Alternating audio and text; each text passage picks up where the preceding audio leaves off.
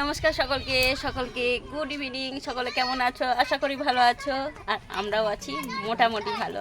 তোমাদের সুস্থতা কামনা করে আমি সঞ্চিতা আমার নতুন আর একটা ভিডিওয় তোমাদের সকলকে অনেক অনেক স্বাগত জানাই। তো আজকের ব্লগটা শুরু করছি বিকালবেলা থেকে। বিকালবেলা থেকে কেন ব্লগ শুরু করছি সেইটা দেখতে পাবে একটু পরে। পুরো ভিডিওটা কন্টিনিউ দেখতে থাকো। বিকালবেলা আমরা দেখো গল্প করতে বেরিয়েছি। এখন কথা বলতে বারণ করেছে, আমি এখন কথা বলবো। আমার এই ননদিনীটার বিয়ে, তার জন্য আমাদেরকে ছেড়ে চলে যাবে বলে আমার ননদিনী মন খারাপ করছে গো, আমার কান্না পাচ্ছে গো।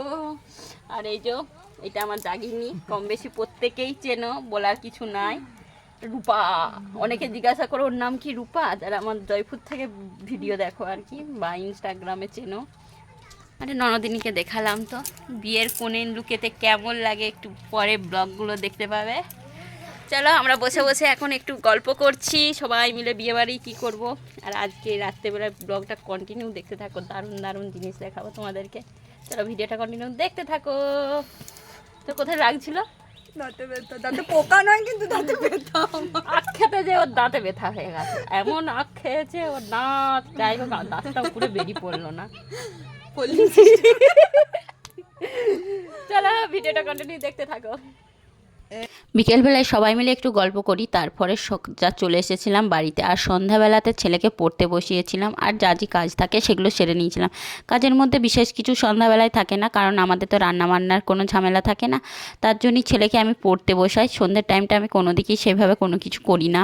ছেলেকে পড়ে উঠিয়ে এখন কিন্তু বাজছে রাত, কটা বাজছে এখন বলবো না, বলছি একটু পরে, কারণ তোমরা ভিডিওটা কন্টিনিউ দেখতে থাকো। আর টাইটেল থাম্বনেলে দিয়েছি এত রাতে আমি এই প্রথমবার সাজুগুজু করে কোথায় গেলাম। হ্যাঁ, রাত্রেবেলায় বাজছে এখন প্রায় 8:30 এরকম। রাত বলতে অনেক রাত নয়, যেটা দেখিয়েছি তোমাদেরকে সেটা কিন্তু যখন আমরা রাত্রেবেলায় খাওয়া দাওয়া করতে বসেছি তখন টাইমটা দেখিয়েছি। ভিডিওটা দেখো তাহলেই বুঝতে পারবে। আর তোমাদের সাথে ফুল লুকটা আমি শেয়ার করলাম। আর তোমাদের সামনে বকবক করছি ভাবছি হয়তো তোমাদের সাথে কথা বলছি, না না তোমাদের সাথে কথা বলছিলেন না, কারণ আমার কানে হেডফোন দেয়া আছে। তোমাদের দাদা ভাইয়ের সাথে আর আমার মায়ের সাথে ফোনে কথা বলছিলাম, আর তা করতে করতেই রেডিও হয়ে গিয়েছিলাম। আর তোমাদের সাথে ফুল লুকটাও শেয়ার করে দিলাম। তারপর দেখো চলে এসেছি বেড়াতে বলতে আজকে আমাদের এখানে সন্ধ্যাবেলাতে আমাদের এখানে কালী পুজো বলতে চৈত্র মাসের অমাবস্যাতে, রামনবমীর আগে যে অমাবস্যাটা পড়ে ওইটাতে কিন্তু আমাদের এখানে কালী পুজো হয়।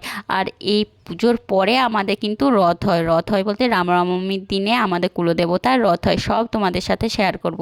সে পুজো দেখতেই এই প্রথমবার এলাম। আমি বিগত 10 বছরের রাত্রেবেলায় কিন্তু এক বছরও পুজো দেখতে আসিনি, এই প্রথম বছর রাত্রেবেলায় পুজো দেখতে গেলাম, কারণ আগে খুব একটা বাইরে যেতাম না, ঘুরতাম না, তার জন্যই। আর অনেকজন মানুষের মাঝখানে ভিডিও বানাচ্ছিলাম, আর অনেকেই দেখছিল, আর অনেকে জানেও আমি ভিডিও বানাই বলে, সেটা আর বলার কিছু নেই। কারণ আমার আশেপাশে মানুষরা অনেকেই আমার ব্লগ দেখে বা আমার শর্ট ভিডিও দেখে, তাহলে তারা তো জানেই আমি ভিডিও বানাই। তবু আজকেও বানালাম বেশ অনেক মানুষের কাছে। সত্যি আমাদের এখানের মানুষদের কিন্তু প্রচুর একতা আছে, সবাই মিলেমিশে বেশ বড় বড় অনুষ্ঠান পালন করে প্রায়। দেখো মায়ের পুজো চলছে, তোমাদের সাথে একটু করে শেয়ার করলাম, যতটা পারলাম শেয়ার করলাম, পুরোটা কিন্তু শেয়ার করতে পারলাম না, কারণ প্রচুর মাইক বাজনা সমস্ত কিছুই বাজছিল, সেই জন্য। এদিকে টাকা, এদিকে টাকা, সবাইকে হাই করে দাও, বলো হাই। সকলে কেমন আছো? আমরা পুজো দেখতে এসেছি, বলে দাও, পারবে বলতে? বলো তোমরা তুমি এখানে কি করতে এসেছো? তুমি এখানে কি করতে এসেছো গো? বলো। না, আমরা এখানে পুজো দেখতে এসেছি। কি করতে এসেছো? টাটা কথা, টাটা। ভগবান যেটা চাইবে আমাকে সেদিকেই যেতে হবে। আমি চাইলেই তো সবকিছু হবে না, তাহলে আমি যা চাইতাম সব পেয়ে যেতাম। ঠিক করে রেখেছে, এটা দেবো, এটা তোমার জন্য ভালো, এটা দেবো না, এটা তোমার জন্য ভালো। পুজো হতে হতে কিন্তু বেশ অনেকটাই রাত হয়ে গিয়েছিল, প্রায় 1:30 বেজে গিয়েছিল। আর এইটা হলো পুজোর শেষ মুহূর্ত, চলছে মায়ের আরতি, সেটাও তোমাদের সাথে শেয়ার করলাম। আর দেখো কতটা রাত হয়েছে। আমি তোমাদের সাথে ফার্স্টে শেয়ার করতে গিয়ে দেখলাম যে লাইটটার ফোকাস নিচ্ছিল না, তারপর দেখো দেখতে পাচ্ছ 1:23 বাজছে, রাত 1:23, চারিদিক অন্ধকার। আর আমরা এরপরে কিন্তু মায়ের প্রসাদ খাবো, প্রসাদ বলতে খিচুড়ি, দারুণ লাগে। আর ঠাকুরের ভোগ কম বেশি প্রত্যেকেই জানো যে কতটা ভালো লাগে, আমার তো ভীষণই ভালো লাগে। তার জন্য সবাই মিলে দেখো বসে পড়েছি খেতে খিচুড়ি। রাত্রেবেলায় রাত প্রায় 1:30 বাজছে, 1:23 বাজছে, এখন আমরা বসেছি খিচুড়ি খেতে। এরপরে খিচুড়ি খাবো, তারপরে কিন্তু বাড়ি যাব। দেখো তা বলতে বলতে কিন্তু খিচুড়ি দিয়ে দিয়েছে, খিচুড়ি আর আলুই পোস্ত। যেমনই হোক ঠাকুরের ভোগ যদি শুধু খিচুড়িও হয় না, সেটাও যেন অমৃতের মতন লাগে।